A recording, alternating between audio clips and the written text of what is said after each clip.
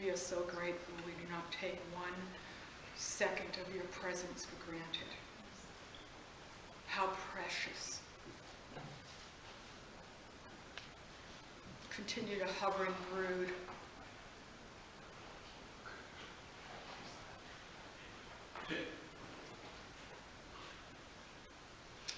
So last week, of course, was a whole warhorse night, and tonight we're going in a whole different direction. But actually, it isn't, actually. It is, but it isn't, because it sort of ends in the same place. It's just coming from a different direction. And so the message tonight is called Step Through the Door of Adventure into a Life Not Your Own. Step through the door of adventure into a life not your own.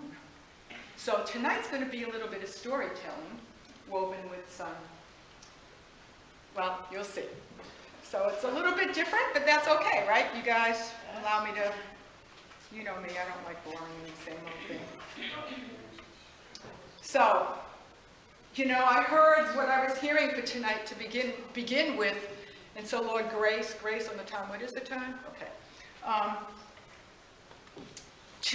It's the time of entering in. It's always the time to enter in. But that's why he came. That's why he came, for us to enter in. That's it. You know, what Adam lost, he fully restored. And so we know that it's a narrow way because it's a new and living way, and it's lived from this place of holy heart surrender. Everything is about the heart, and everything is about surrender.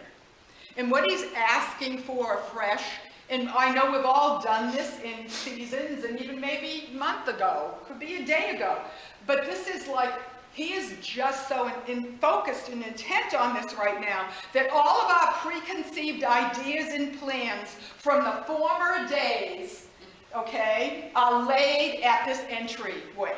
It's like he's not allowing any of that in. It's not coming in. We can't carry a load from our former season through this small passageway that's going in tomorrow. Because it's like he's taking like this and he's going like this, but it's into the large, full, abounding expanse of what has been held for this hour and season that we are privileged to live in. Every concept of religion, every religious way that may have any part of us that we had from the tree of knowledge, we have to cast it off, get it into the fire, because that's not going through the holy door of this holy invitation. It can't go in. Okay? We step through the door, and this door is a door of adventure into a life not our own. That's why the entryway is through surrender. And we journey without the familiar supports of what we've relied upon in the past, and that's why some of it's been uncomfortable. Do you follow what I'm saying? Because he's saying everything you relied on in the past, he says, offer me everything. Everything that you are, everything you've accomplished. And we just, the one who is the Lord of light is leading us in this narrow way with footsteps of holy light. We never have to worry, how are we going to get there? The footsteps of holy light are leading every step through this narrow way, this narrow path. Others have gone before us and discovered it. Hebrews 11:13 from the Passion Translation states, they all live their lives on earth as those who belong to another realm. And he is saying, another realm. We cannot afford to live any longer from this realm. It's like every day we have to wake up and we have to align ourselves where we're seated and say, Father, cause me by your Spirit to be aware that I may live every moment from this realm, in this realm, through this realm. We are a people of another realm. And so the door is beckoning to our spirits. That's what we feel pulling on us. If you've been disgruntled, dissatisfied, what's the matter with me? I'm telling you, he is beckoning to us, and he's saying, leave the wide, comfortable, well-worn paths of the masses and join with the hungry, the thirsty, the ones that are crying out for everything that I have and nothing less. We won't settle for anything less than what he hung on the cross for, rose from the dead for, ascended in the heavenly places for, because he poured it all out for us. And it's a narrow path, and I'll tell you what, it's a path of holy desire. It's a path of seeking his heart. It's a path of walking in the rhythm of heaven on earth, the cadence and the sound of his heartbeat. You didn't know what I was speaking on tonight, but Holy Spirit did. It's not just surrounding it around, but it's within that we carry that. So this path is where he is our life. He is our life. He is our life. In him we live. In him we move. In him we have our being. He is our life. And he said it's a time of holy takeover and divine exchange. Everything that you had confidence, everything that you knew, drop it. You know, sort of like a hot potato or a hot stone. Drop it. Then he says, venture through and shut the door behind, and not only shut the door behind, never look back. Never look back. Why would we? Because there he is saying, come, come. But he's asking for everything. Everything to go through this place. Emptying all of our soul's desires. And as we do that, for every place we empty, he puts in. For every place we throw down, he pours in his desires. And then we begin to journey in this oneness with him, the one who was and is to come. This isn't somebody down the street. This isn't somebody that we know. This is the King. He is the doorway, and this doorway is the doorway of desire. What is this, God? What is it? What is this? It's the doorway of desire. There's this beckoning that's come in. So we shut the door on former pleasures of this world, for even all the things, even the best places we've had and known. And he says, will you enter into the vast, wide open spaces of the endless discovery of Father, Son, and Holy Spirit? Living our lives in and from the eternal realms. On earth, as it is in heaven, isn't just a prayer we pray, but it's a life we live.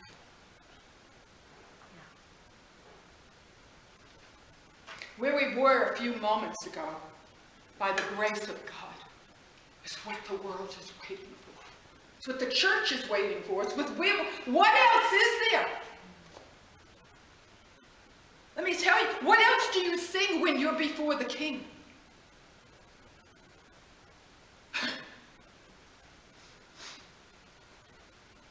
I'm telling you what, all the overheads are going to be disappearing. I'm telling you. Not that there's anything the matter with it, but there's songs that are coming, scrolls from the throne, right from the heart of the King. Because as it unfolds in heaven and they sing the song, it's going to drop in earth as it is in heaven, because we're seated there and we see those songs and we begin to release them here. And if it's one word, and that's what they sing for hours. You see, because we're far beyond what pleasing man, entertaining people. Go turn on your TV. I'm not entertaining Jack. There's only one reason to be here, the King.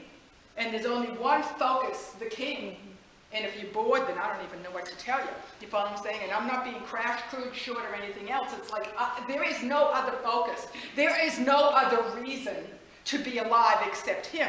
So we're going to go and talk about tonight, explore a journey of two men's lives. One I've spoken of before, but we're going to go back to it. Why? Because the King told me to. And the other is one I may not have talked about before, and his name is Ninian. And Ninian was another one of the Celtic saints, Celtic leaders in the early church, like in the 300s. Don't ask me the exact date, 3-something. I know 321 was one of them. but I don't keep dates in my head, but it's in that time frame. And so, you know, there's this place, this season, that out of all of a sudden these cultured people on earth, these warriors came forth.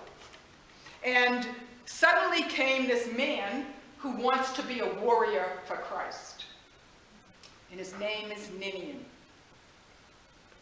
Ninian would become a monk. But before he was a monk, he was a soldier. And they said this about him: God omnipotent, who had scattered shining lights upon the world, gave many bright stars to his people in Britain. Brilliant among them was Ninian. He was outstanding in strength derived from heaven.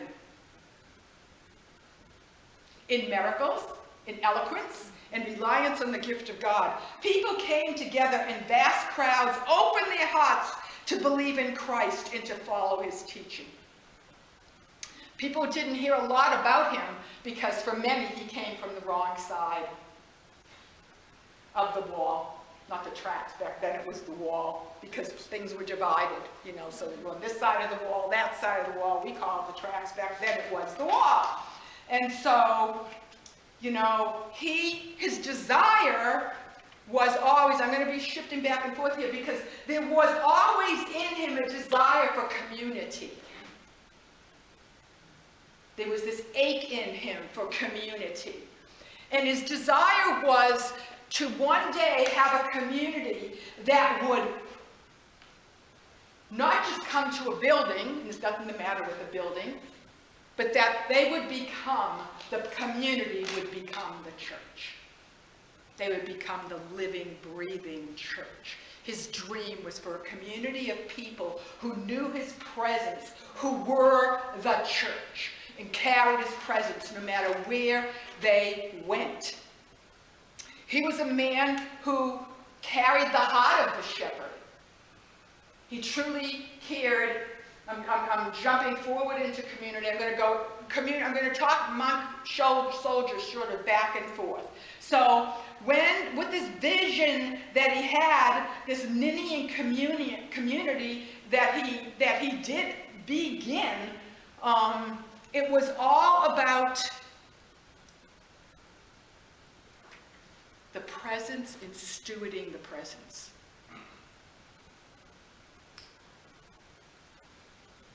They didn't talk about it, they lived it. They didn't beg for it, they knew it. From the simplicity of devotion. Most of these people were illiterate. They could not read or write. And so he would go. He was a protector not only of the people, but of the flocks, because the flocks were very important in the community. It was a self-sustaining community. And it didn't just live within its boundaries. We'll see that, and we'll look at that. But he would draw, we all know the cane, you know, the cane, the Celtic prayers that they would use. Actually, I had researched where the cane came from, because everybody attributes it to St. Patrick, but it wasn't St. Patrick. He was one that used the cane. Actually, it was originated by St. Anthony of Egypt in the 4th century, and he taught it and passed it along to the desert fathers and mothers. And when this teaching came to Britain, Ninian was the one that carried it and passed it on. They used it in many different ways. I'm not going to get into that whole teaching tonight. It's really quite astounding. But the whole thing was that it was this circle and this protection, understanding and knowing that they lived in and within the presence and the power of God. It became a reality then. It wasn't a religious ritual. They never allowed it to be that. What it was for them was a rhythm of life. They learned this in every single thing they did. Whether they get up and they were stoking the fires. You follow what I'm saying? Everything they did had this rhythm as they stoked the fires first thing in the morning. As they brought their animals out, it would be, this is what he would do. He said, Ninian going to visit his flocks and his shepherds in their huts, he would give them a blessing. For this purpose, all the flocks were gathered in one place. Night was coming. He enclosed the flocks within a circle he drew on the ground to protect them and put them under the protecting power and love of God. By the way, this is just so for the sake of being accountable. What I'm sharing and the stories I'm going to be reading is from David Adams' book, Walking the Edges. Okay, and I'll clarify if I move into my own teachings to separate it from him, but with honor, who is now in the cloud of witnesses, one of my all-time favorite authors of ever, all time, this man. So they lived in the presence of God, this abiding presence. And so not only individually, but as a community. And you know, as I was waiting on this, the Lord flashed me to when they brought the woman caught in adultery to him, and how he wrote on the sand, the great shepherd. You know, I thought about it, Jen. Nobody knows what he wrote. I don't know. Nobody knows, but I'm thinking as I'm sitting there, could he have written as the great shepherd, this one is mine? I'm her protector, deliverer, healer, restorer, her defense, her advocate. And my love and mercy is her shield and defense now. Maybe he drew the cane around her. I'm taking great liberty here. We don't know. But you know, that is his posture. That is what he does. He himself is our cane, if you will. The holy presence of Jesus is that around us. But here's a story. This man had such power, you know, that I'm just going to skip over some things here. They talked a story about this. After his prayers, Ninian one night went out to see his flock. He checked on them again. And as he did, he found that there were thieves that had invaded the circle, thinking the flock was unprotected. However, the leader of the thieves lay dead, and the rest were in great terror, but unable to escape. They had crossed into the cave, but could not get out. Ninian prayed that the dead man's life might be restored, and he recovered from death. See, this was common for them. Resurrection was common, this early church. After telling them all about the evil of the thieving, they were let go free. You could say, well, that's just his tale. No, it's not. These people walked in a rhythm of life in a realm. They did it because that was what and how they lived their lives. Encircled in the presence. They established it. You know, it's like however you establish your day. I have a way of establishing my day, and that becomes reality to me. So, he was one that was like a bright light. Ninian had established, he had a cave. It was called Ninian's Cave. And it was on the shore of Glassington. And it was a place that was set apart. It was set apart because it was his own personal retreat. It was a place that he came and he just meditated with the Lord. He would spend time in quiet. And from that place in this cave, in the sea, it wasn't a cave like you think of, I don't know, like when I went to the Howe cabins in New York and you go deep in this cave and you go, it wasn't like that. These were shallow caves in the side of these giant cliffs, these stone, and they were like sculpted out, and they were in these caves. You could see them there. And so there he was in this cave. And from that place, you could see the Isle of Man. All the islands, but this one had a specific, and it was there he would pray. It was there he sat on the shore and dreamed with Jesus of conquering those kingdoms, not with war, but with the gospel, with the holy takeover of light and love. He would dream and pray with Jesus about that which this cave gave him a direct view of. And so there he established this place of going deeper and deeper and deeper with the Lord. And you know, most of the places that he went were called barbaric. I mean, it was really intense. These were intense tribes that would kill you without hesitation. I mean, no hesitation.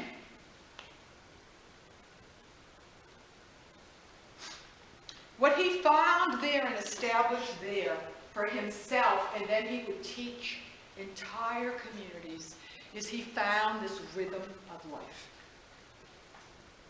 And that rhythm was a place that moved between activity and outreach, serving people and worshiping God.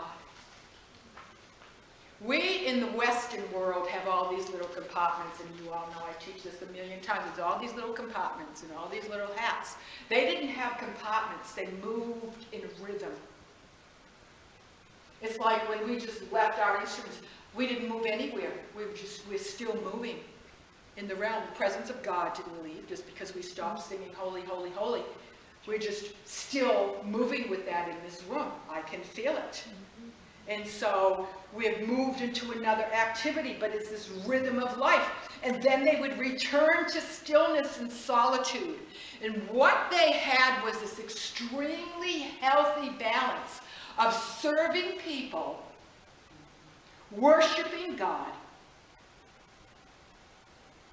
being about what they needed to be with their animals and their crops and everything. They formed this rhythm individually and as a people and as a community. They learned to live in his delight and in his presence and to bring him delight. They didn't say that when I was reaching out to people and raising the dead brought any more delight to the Lord than when I was stoking the fire and worshiping him, because it was all the rhythm that they had established with the heart of God. And they didn't break up their life. It was a communion and a union. You know, for all the programs that the church has, and I'm not against programs, just so you hear me, but for all the programs that we may put in place, we must make sure that there's room for stillness and the awareness of God. For all the busyness that we can have in our life, yes, we have to work, yes, we have, but we have to make sure there's you follow what I'm saying, that we circle back around into that place. And so, can you see it? I'm trying to paint the picture of this. And so the activity must always be balanced with stillness and rest. Because if we don't spend time receiving from God, we will soon find out we have absolutely nothing to give. Nothing. Our words are hollow. You know what I'm saying? We know it and others know it. Too often people are sent out on mission for God when they don't even know him. I mean, really know him. It's not about gifted.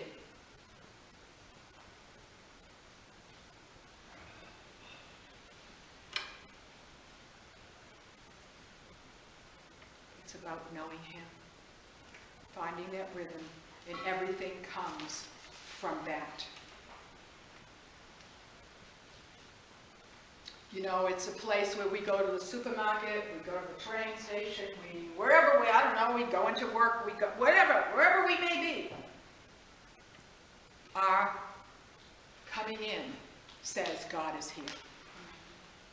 Not in some arrogant way. You follow what I'm saying? It just is, because we've found this place. And by his presence in us, then our actions show his care.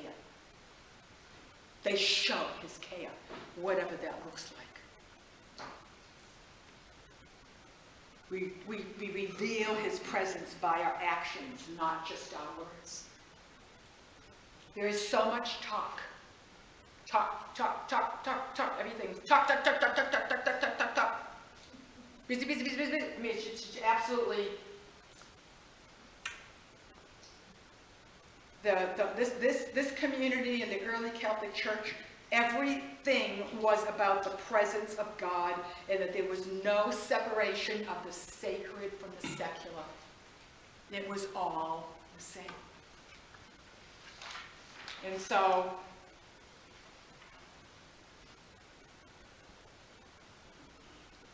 what they learned to do was they learned to rest in his love. They learned to rest in his light. They learned to rest in his peace. They learned to walk knowing that God was fully with them, that he was before them. That's why they prayed their prayer. Christ before me, Christ behind me, Christ to the right of me, Christ to... You see, it wasn't some quoting of a ritual. They lived in this. It's different. So like, Christ within me, Christ before me, Christ behind me, Christ above me, Christ in me. You follow what I'm saying? Versus Christ to the right of me, Christ to the left of me, Christ is in front of me, guiding me, Christ behind me, my defender, Christ above me, Christ below me, Christ encircling me. This is how I live and move and have my being. I live in this rhythm. I breathe his breath. This is the air I breathe. This is the rhythm I move in. This rhythm of stillness that was found in the cave by the sea as we heard the oceans coming back and forth. The rhythm, like the rhythm of his heart that went deep. It was established in the DNA. So as they would pray the prayer, it became mingled with the breath of God. And they would go out, if you would, in a holy mist.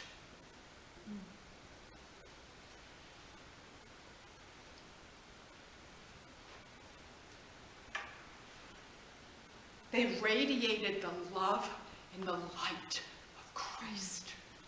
They radiated it. It wasn't a moment in a church service. It was a lifestyle.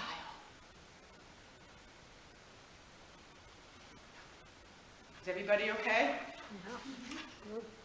And so in him we live and move and have our being. And so as I was waiting, I'm shifting from stories now to just share a little bit. So as I was waiting with the Lord on this passage, because this is one of my all-time favorite passages, and I'll tell you why it is, because he came to me one day and he said, Donna,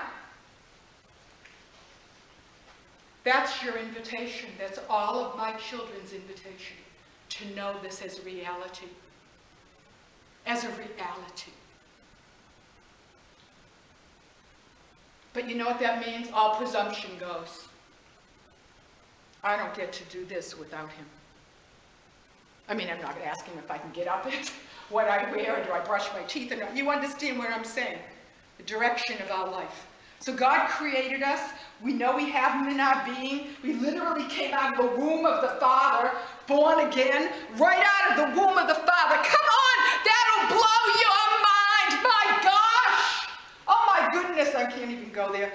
So I'm sorry, that's like, I'm not going to go down that whole thing, but oh my goodness. So he's breathing this breath, life-giving breath of God into us in our intimate times, this breath of God when we're with him, and suddenly we sense him, or there we are with him, and we feel the stillness, and it's at that times he's just breathing into us from his word, from his presence, how he loves to do that. We don't have to beg. Religion is trying to make our walk so complicated. His way is a walk of rest and peace. Yep. We are guaranteed troubles. We are absolutely guaranteed trials and tribulation. And if we go like this, why? Then we don't even get the gospel. To know the power of his resurrection, it says in Philippians 3:10, we must know the fellowship of his sufferings. It doesn't mean we go seeking it. That's ridiculous. But they will come. And why are we surprised? Because he never said it would be easy, but that he would be with us. So our walk is to be in this rhythm that we breathe in and out of the atmosphere of heaven, which is, and the kingdom is what? Righteousness, joy, the Holy Spirit, and peace. That's how the kingdom of heaven, righteousness, peace, joy in the Holy Spirit. If we're not in this realm, then we're not in the realm of the kingdom. If we're sitting around depressed all day, then get help, get prayer, I don't know. But we're not in the kingdom at that point. And I'm not trying to make anybody feel bad. You follow what I'm saying? What's the kingdom? That's what Jesus, the word says that's what it is. We need to stop and see what's pulled us out of this realm and why. What pulled us out of that realm and why? Because God is never depressed. Now, I'm not making any, I'm not saying it's, I'm not trying to make anybody feel bad. If you're depressed or you're struggling, that's not what it's about. It's just that the realm of God,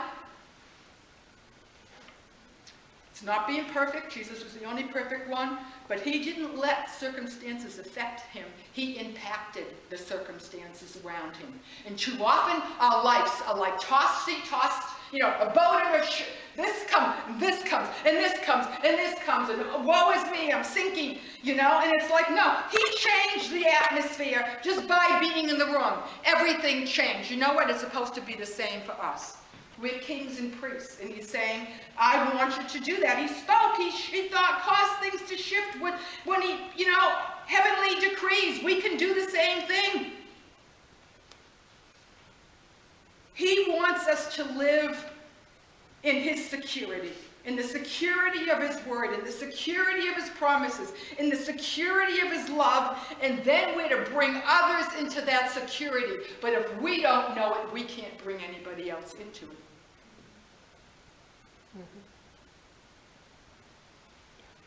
So if you walk in Stop and Shop tomorrow and somebody's freaking out in absolute fear and they've got 10 masks on and they're whatever, stay away from me, 20 feet, don't come near, I don't know, I've seen some pretty crazy things out there, and I'm not judging anybody, but if you don't know Jesus, you will be flipping out with what's going on in this world. You will absolutely lose your mind, and there's plenty in the church who are too, and I don't say that with judgment or condemnation. I say it with compassion, my God, that then I need to establish within myself by Holy Spirit such a realm of peace that my arms, with arms of compassion that reach out from his heart of love, that in one embrace it just goes like this. And they come into that realm. It's not this, it's this. Anybody can do this. How many people can do this? And then life, in a moment, is brought out of fear into peace. How many people can do that? Every one of us. I'm sorry, I'm not yelling out like, I'm passionate. Because I am challenged by this. This is my challenge. I can feel him. It's like this is what it's about. We are to be the answer, but not from all of this, from this. There's too much talk and far little presence as far as I'm concerned. Honestly, I'm getting ready to get some earplugs. I'm just being honest, because there's a lot of just too much negativity and I can't stand it. The world is desperately in need of this security that the Father has given us, and he wants, it's like this gift of peace, this realm of peace, this realm of stillness that we can establish with him and carry throughout our day, so then we get to be this gift that he extends into the world.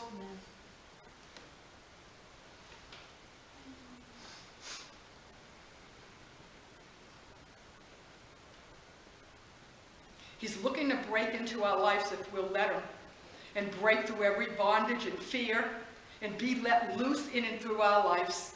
Because as we know, the Celtic Church called him the wild goose. The Holy Spirit's the wild goose. They don't know where he was coming from, where he was going, or what he was up to next. Well, that's a life of adventure. I'm sorry, I don't want to hang around with a bunch of pigeons. I want to be with the wild geese. I love it when I hear them honking. Here they come, I run out. It's like, oh my God, can I be a goose just one day? So what's he doing? He's tearing down our mindsets and our paradigms of who he is and how he functions and what's on his heart to do in this hour, because he wants to be let loose. He said, I want to be let loose. Let me out. Let me out. Let me out. Let me out. Let me out. Let me out. Can you hear him? He is so tired of being confined in our limitation. Out. Let me out. Let me out. So, back to the other man we're going to look at now. Everybody good? You still good? Okay. Martin, I know I've told part about him before, but we're going to hear about him again, because the Lord told me to pull it out and do it again. So I'm being obedient to him. So now we have another man, Martin, who, it's so interesting, he wanted to be a monk. He did not want to be a soldier. Just like in Israel, you know, you have to be a soldier. Everybody has to be a soldier, you know. And when the draft is on here too, you got to be a soldier at a particular age. He didn't want to be a soldier. His father was the soldier of soldiers, the general, you know. And so his son was going to be a soldier, no matter what. So he had him forced into the army. I'm skipping over. They literally took him. They literally captured him and took him and made him a soldier. He didn't want to. He went kicking and screaming, but there he was. And so what he did was, it became for him a life of learning obedience, a life of learning discipline. And this would become, what he learned as a soldier would become a pattern for living the rest of his life. You see, God wastes nothing. What are you doing, God? What am I doing in this job? What am I doing over here? I don't understand. How did I get in this situation? What am I doing in this neighborhood? How did I get into the, you know, on and on, all of our circumstances. What's this and who's this? And this one's with me and this one's living with me and this one's out and this one's gone. You know, all these things. But the whole thing of it is, in the situation that God allows in our life and puts us into, it's training. It's things that he's shaping in us. And so he learned such a place of obedience, such a place of knowing what it was to walk in what he was supposed to walk in, that it became freedom. You know, the law is, just let me live in a land with no boundaries, just let me live carefree. That's about the scariest place you can be, because the boundaries of the Lord are love, and it's freedom. It's like if I go to speak someplace, I ask them, what are my boundaries? What's my time? What can't I speak about? What don't you want me to go with? You know why? Because in those boundaries, I can be absolutely wild, and I know exactly where to stop, and I'm 1,000% myself. If I don't know, and I'm wondering, am I stepping over? If I cross the line, should I not have taught him that? Am I going too long? You follow what I'm saying? I love to know. I love boundaries, because to me, it's true freedom. And so it is with us. You know, God gives us boundaries. So he was learning through the army what he would end up having to do as a monk, which he would become. Obedience.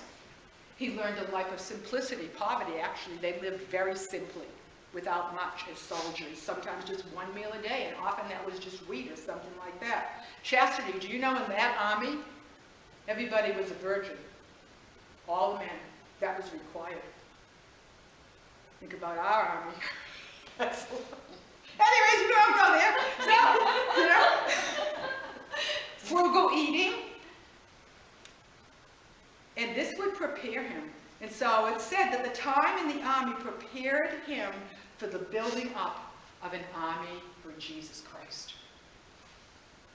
It prepared him, and it prepared him to lead an army for the Lord. Quite an amazing army, actually. So, he determined from the minute he entered into the army that he was going to live as a dedicated Christian, no matter who or what was around him, that he had dedicated himself to God. And so, as I said, they lived very simply as soldiers. He took his military pay, and I know I've shared this before, but not all of you have heard this. But this is literally what I saw in the Spirit when I knew the Lord said, you're going to teach about him this. I saw this in the Spirit. Why? Because it's familiar to me, so I know what the Lord is saying when I see things like this. This story, which rocked my world and still rocks my world. There's some things that are just right, God writes in your hearts. And so he would take his military pay, and instead of, he would only have the barest necessities for himself, and the rest he would buy for the needy. And at that time, there were many, many, many beggars. Many, many, many, many. You know, he was a man of great humility. Though he had quite a position in the army, he never ever walked in some arrogance or highfalutin. It said this: he treated his own servant as an equal and used to take turns in cleaning the servant's boots and waiting upon him. He served the servant and the servant served him. They served each other. He would never allow the servant just to serve him. He would also shine his boots in return for him shining his boots.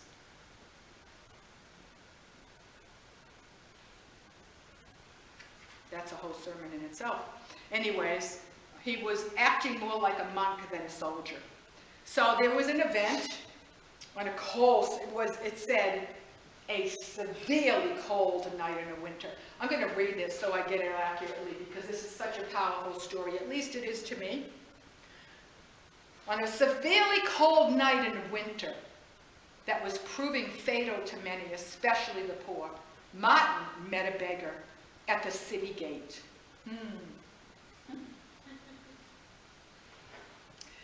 The city of Amiens. At the time, the 20-year-old Martin had no money, only the military clothes he stood up in his weapons. The poor man was almost without clothing and calling for help.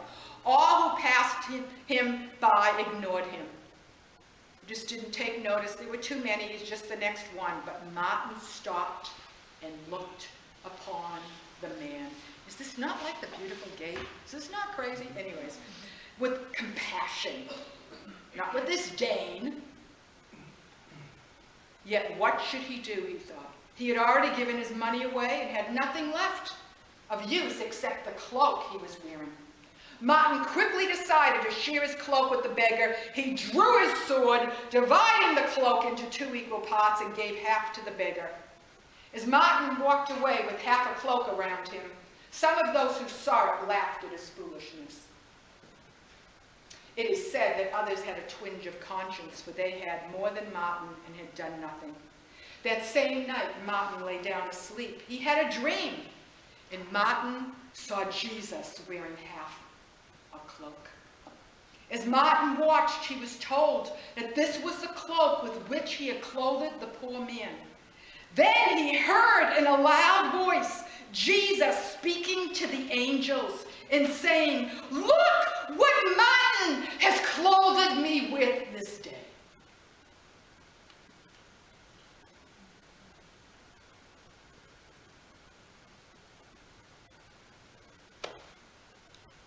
That just rocks my world.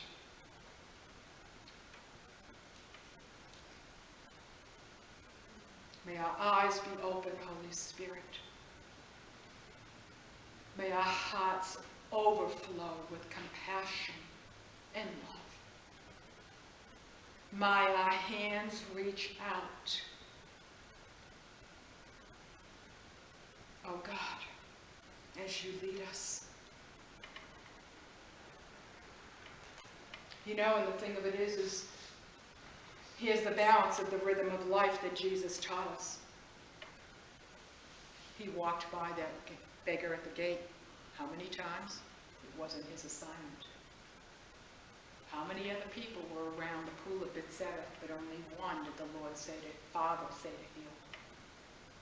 So we can't get in presumption either.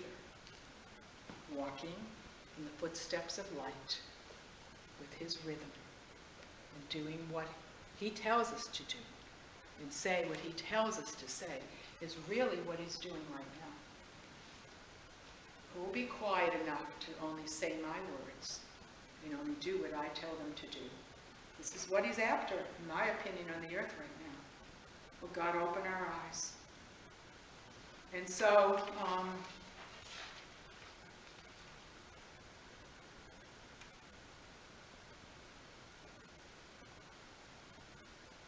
this community, you know, this place that he walked in, that he would teach the people to walk in.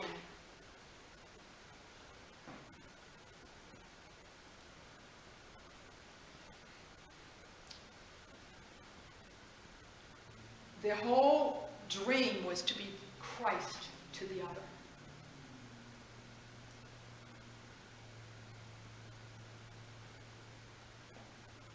That was their life. To be Christ to the other.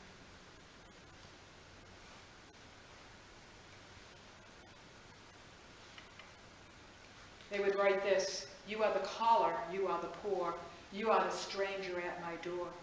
You are the wanderer, the unfed, you are the homeless with no bed. You are the man driven insane, you are the child crying in pain. You are the other who comes to me. If I open to another, you are born in me." If I open to another, you are born in me. Every time we open our lives to be an extension of him.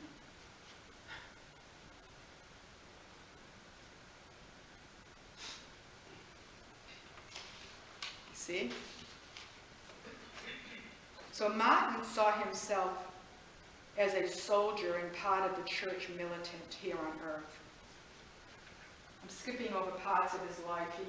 He served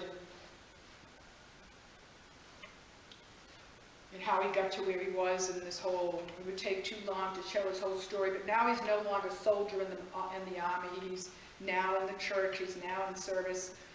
And so he saw himself, that he was there to be the soldier for Christ. So in the year 361, he heard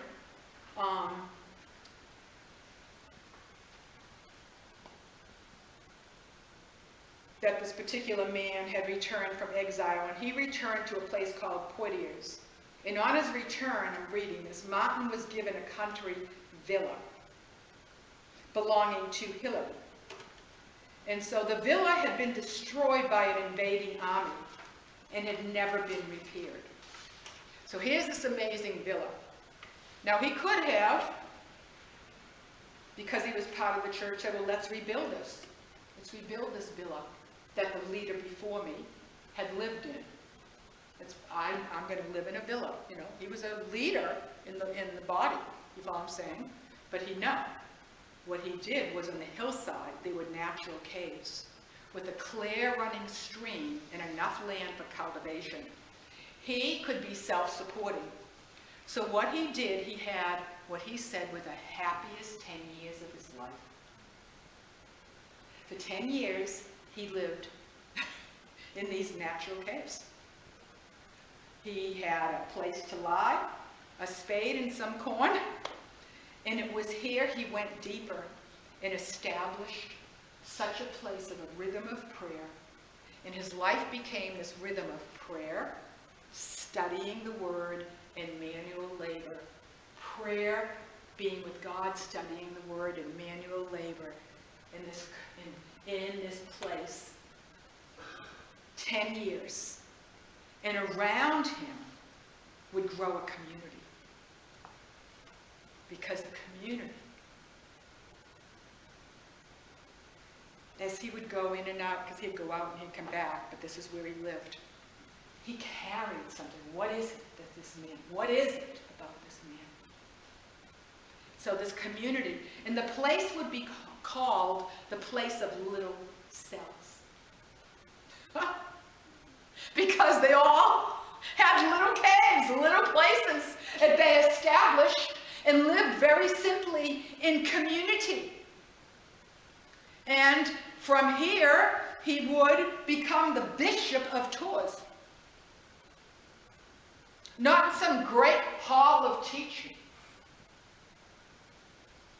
In a cave, by a stream, in a rhythm of life. He was formed and shaped and chiseled by the hand of God himself to look like Jesus.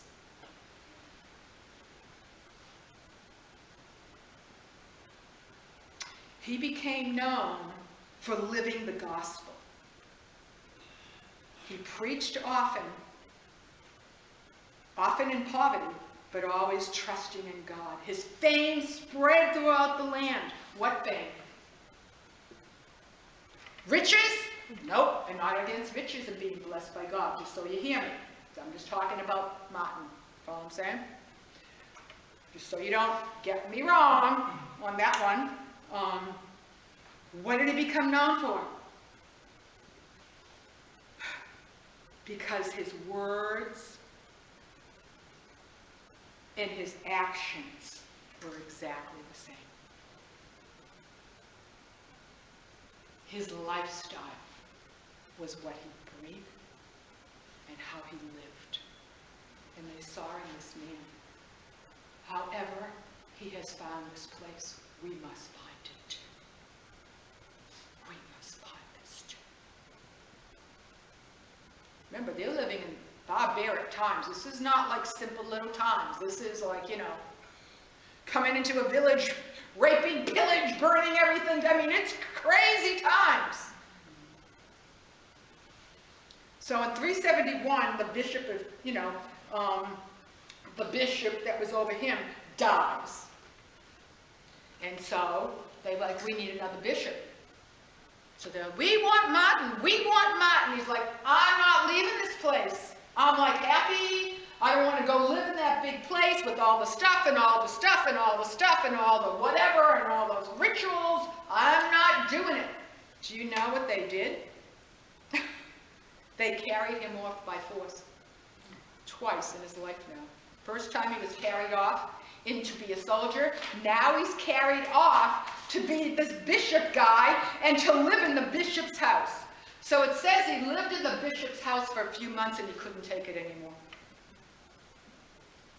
He said he literally felt the holiness seeping out of him. Because we're influenced by what we're around more than we can possibly imagine. So he longed for a simpler way of life. He couldn't take it anymore. And he said, so one day without warning, he just moved out. That's it, I'm out of here. Basically, that's it. And where did he go? He went to these caves. He found more caves that dotted the south bank of this area called Loire, I don't know, L-O-I-R-E, I don't know how to say it. And it looked like what he had before, but it was bigger. It said it was this grand scale of these caves. Like, oh my gosh. So, he built himself a wooden hut, it says, at the foot of one of the highest of the cliffs. And this way of life was, of course, in great contrast to the bishops in the way that they lived. With great wealth, they were urbanized. The leaders of that day were expected to be important, living in cities, but he chose simplicity, poverty, insecurity, and the way of vulnerability. That's a term that's not used very often. The way of vulnerability. How vulnerable are we before the Lord? What do we give him access to we don't give him access to? I'll tell you what, he wants access to every room in our heart. Every single room. Saying those detour signs, no entrance here, those got to go. Because I'm coming to take over. I want every part of your heart. Every single inch of it. He's coming for a takeover. We want you to deliver it in America right now. And he's saying, I'm after your heart. I'm after a holy army that's not going to respond from their flesh and their soul, but they're going to be my absolute ambassadors and only say what I say and do what I do and absolutely nothing else. And there's going to be a lot more stillness and a lot less talk. He doesn't want to hear our opinions. He wants to hear our praise. Quite frankly, the world needs his opinions, not mine.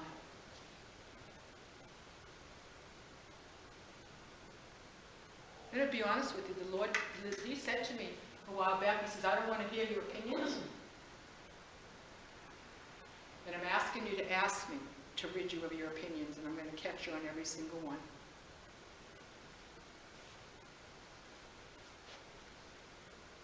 You know why? Because he wants me to have his thoughts and his ways, that I can be his voice.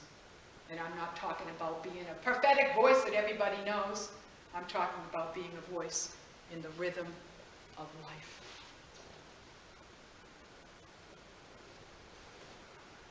So I'm not standing at a cash register thinking about why is this person a mess. I'm sitting there thinking, Lord, what is your heart for this person? Just sharing my story. It may not be yours, but that's mine. You know? So I'm not trying to make anybody feel bad. I'll tell you what, he's made me feel pretty bad at times. But it's his love. It's his discipline. I'm his child. I'm expecting it. And I'm asking for it because I want to be his voice. I want to be a messenger of his heart. I want to deliver letters from his heart. So there he is now, with these little hut by the cliffs, and everybody else is living in these big grand palaces, and he's like, no, I ain't going there. So what happens? All of these people are attracted again to what they call his heroic way of living. He left all the stuff and came into the simplicity of devotion. Come on now.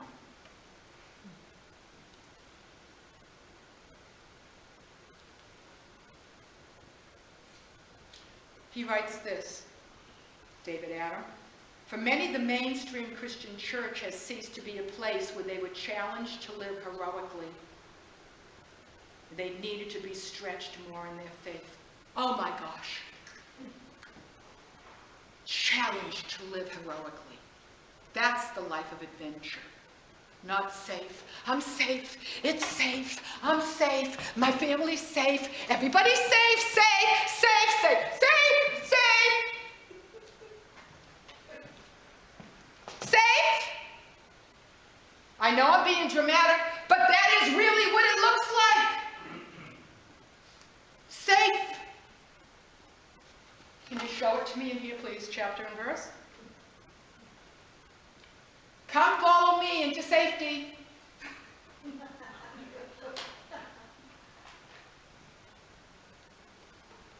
See, this isn't a message to make anybody feel bad.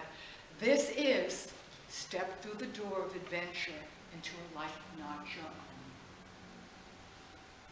He found the great adventure, and they came by the hundreds and hundreds and hundreds, leaving the security of their planned lives. And this is all going to be set. I got this, I got this, I got my IRA, I got this, I got my car. Every 2 years I turn it in. I got that. I'm not against all of that. I'm not against any of that. I get an IRA. You know what I'm saying? If it's any good anymore, who knows? Got this, and I got this, I got this, I got this, this, this, this. We've figured it out. And I got the rocking chair for my front porch.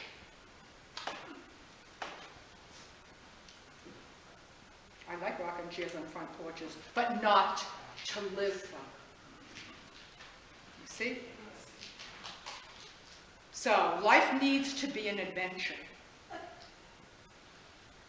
Or something within us does. You can see it. You can see the ones whose life are alive, there's a twinkle. Get up in the day. It's an adventure. It's a holy takeover.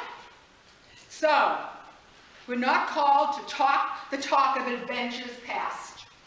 You see, if all I did was read these stories and then go sit down and say, that's a nice story, then I've just wasted my time and yours. And you'd be better off at home watching YouTube of your favorite whoever. And I don't mean that in a negative way. I mean that in a positive way. I sincerely mean that. Because you don't need to hear a story, and I don't need to hear a story. But this whole story is about this. This soldier, these two men who both wanted to be monks, ended up being soldiers and finally became these monks. Both formed communities. They didn't live in the caves in isolation, hidden away from the world, going, I'm safe now. No, they carried and lived in such a place with God that people came and came and came and came and came again. And so, we're not called to talk about it, but to be it. God's soldiers, to battle against every evil and win the world for Christ. So it says this: many adventurous Christians sought out Martin at what would become known as Martyr. They lived like the sand martins. In the caves, those little birds, little sand martins that live in the caves by the ocean. I love it. That dotted the cliffside. I've seen the pictures of this. I'm telling you. Oh my God. I'm telling you guys. I have had such an ache. There's such an ache in my heart, if I can just be vulnerable for a moment.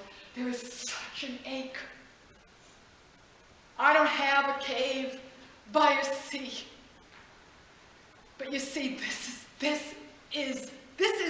is my dream. It's like when I found these books, when the Lord led me to them, I didn't know these people. Nobody told me about them. The Lord led me to this. He himself directed me to these books and these people. It was crazy all those years ago. It's still influencing my life. It was the greatest, most impacting 3 years of my life that then led me, as you know, on that trip to Scotland and to the Hebrides. So it says, here came about 2,000 men seeking not to visit, to dedicate their lives to prayer and the service of God. These men held everything in common. If a rich man joined for a while, they might look as if they were prospering, but as soon as they gave to the poor and bought slaves to set them free, they ended up in living poverty themselves. The days were divided up by saying of the regular prayers, the singing of hymns. Martin, as their leader, wore the simple, rough clothing of a slave. Many of the other brethren did the same thing. The more time Martin sought to spend in quiet, the more he seemed to be attracting others to join him. In Martin, they saw a man. Oh, come on. They saw a man who was content with God. What did Paul say? I have learned the secret of contentment. Did not say that? Because it's a place that's learned. And he learned it in the trials and the tribulations and the beatings and the shipwrecks and everything he went through. He learned to be content in little or in much. In whatever situation he was in, he learned it. It's a place of learning it. It goes on. In Martin, they saw a man who was content with God, a man who witnessed to his faith by the way he enjoyed the presence of God. They observed this. People flocked to Marmator for spiritual guidance or just to be near him, to follow his example. This soldier for Christ was building an army for God.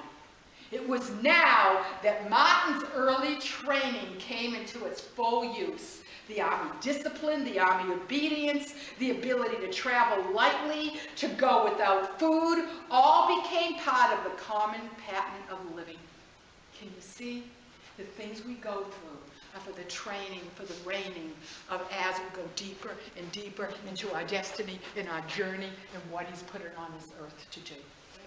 That's why Rick Joyner always says, don't waste your trials, don't waste your trials, don't waste your trials. Stop rebuking the trials, find the rhythm of life and go through them and become made like Christ in them. And I speak that to myself. You follow what I'm saying?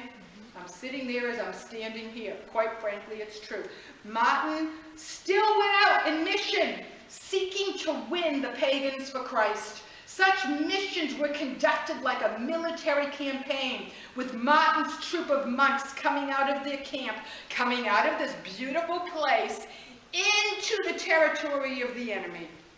But they were smart. They didn't go out without spiritual preparation, spiritual warfare, fasting, prayer. They knew that they were up against powers and principalities, and they also knew the physical dangers. These were not stupid men and women. These were trained, skilled in the natural and in the spirit. They believed, just like us, Judah's roar, they were a small army. Oh, but they had great power. Dear God. Numbers don't matter. Community, communion, union is what matters. Finding that rhythm of life individually and together. I'm telling you, it's the time at the Father's table. It's the time of community.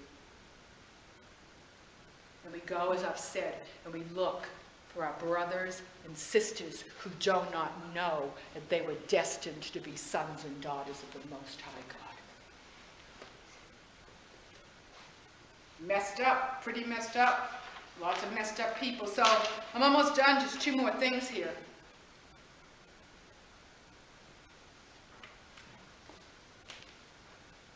So as I was waiting with the Lord the other day, I heard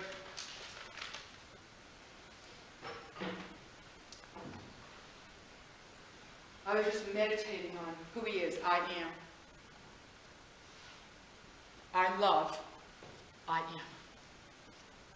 I don't even know how to explain it. When I hear I am, something happens inside of me. More than anything else. For me, I am undoes me. It absolutely undoes me. So I was just sitting in my little chair, waiting with the Lord, and I said, just meditating on you, I am. I just began to quietly worship him. And this is what he spoke to me. And he gave me permission to share it with you, because some things, they never leave my journal. He said, daughter,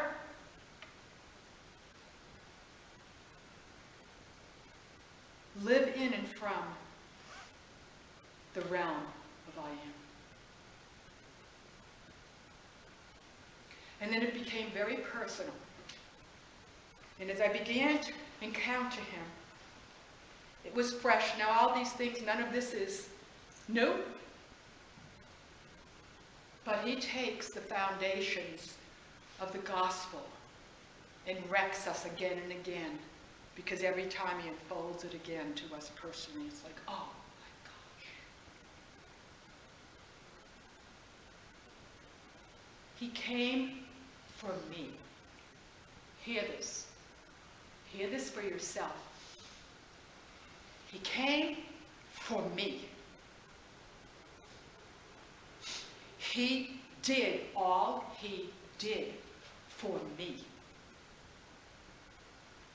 He plundered and took captive death, hell, and the grave for me. He died, arose, ascended, and is seated in heaven, and is in me. He conquered disease for me. I am his temple now. This temple is to be sin-free, disease-free, totally free, body, mind, soul, and spirit. He liberated me from every effect of the fall. I am a new creation reality. And new creation, I am a new creation, forgive me, I am a new creation, and new creation reality is to live in the realm of I am. Because all that he is available to me. So the place of adventure is to not live one place beneath all that I just said.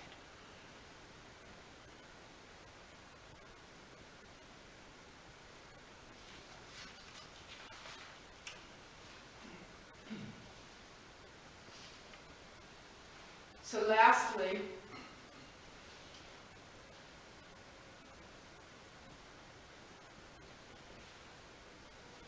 his pierced side,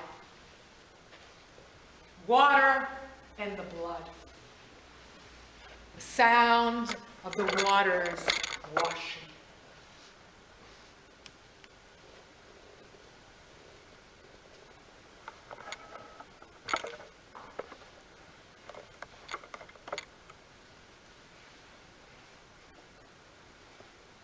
The Old Testament, sins were atoned for. The New Testament, we are fully cleansed. Atoned means covered. That's right. We're not covered, needing a priest to go in and offer a sacrifice again and again. The great high priest, the Lamb, died once, completely. It is finished.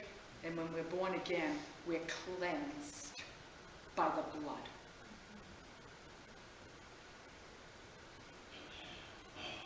Made righteous.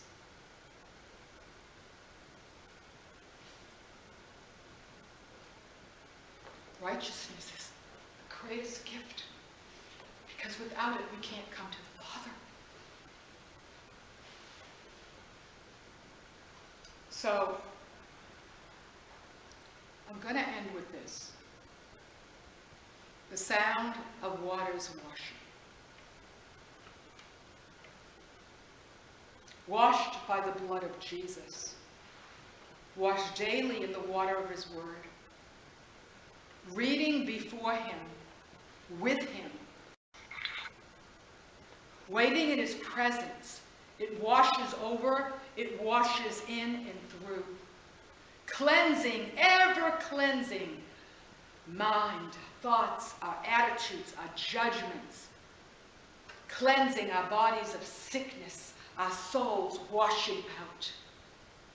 Light in the darkness, lights in the darkness. We are meant to walk as holy luminaries. Swords of brilliant, holy light. Canvases of lightning displaying his radiance. Shattering darkness with every step. Steps of light out in the streets of darkness. Holy luminaries walking out holy highways. Making way, showing the way to his kingdom, to his throne of holy light, holy life, and holy love. The sound of waters washing.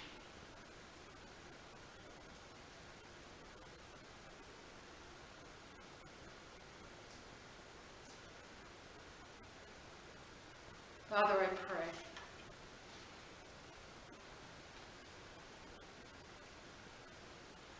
that by your Holy Spirit, you would speak to us tonight, this week, and the weeks ahead, of any place that we have settled, and that, Lord, you, by your Spirit, the wild goose, would move upon us, within us, around us, and bring us into a life of the greatest adventure we've ever known. I don't care if we're 25 or we're 85. It doesn't matter.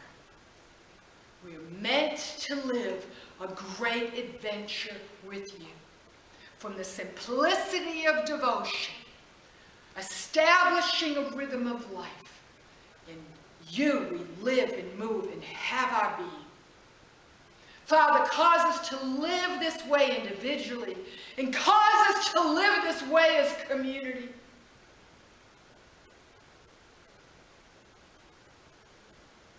Father, I pray that we would be such carriers of this, that people would be drawn. What is this? This is the life of adventure with the King of Kings and Lord of Lords. The new and living way. pray that as we leave this place, your breath would continue to hover. That as we lay down in our beds tonight, you, the Father of lights, would continue to radiate in and upon and through us. Fill us with light, teeming with light and life. I pray for healing of bodies.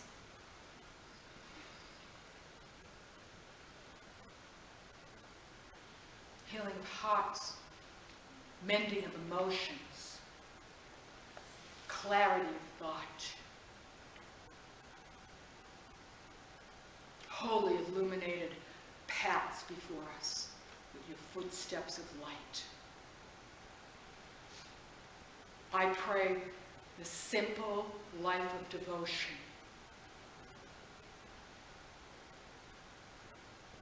that is able to walk in the stillness and in the rest and follow you in to the wild adventures that you call us into. For the glory of your name, I pray this, Lord Jesus. Amen. Amen. Thank you.